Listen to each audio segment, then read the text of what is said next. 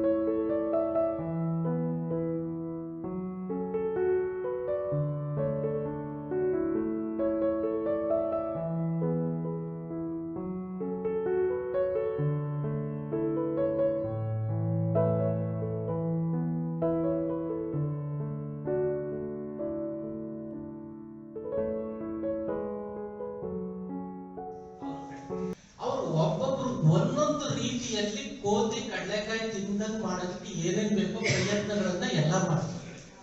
ನಾವಂತೂ ಬೇಡ ಅಂತ ಹೇಳಿಕ್ಕಾಗಲ್ಲ, ರಿಜೆಕ್ಟ್ ಮಾಡ್ಲಿಕ್ಕಾಗಲ್ಲ. ಅಂತಹ ಮಕ್ಕಳನ್ನ ಬೇಕಾದ್ರೆ ಬದಿಗಿಡೋಣ.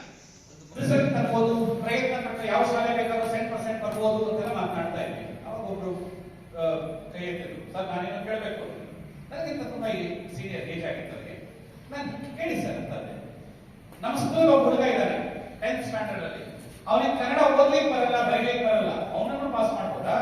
ಯಾರು ಬೇಕಾದ್ರೂ 100% ಬರ್ಬೋದು ಅಂತೀವಿ, ಅವ್ನು ಕರ್ಕೊಂಡ್ ಬರ್ತೀನಿ, ಅವನ ಹತ್ರ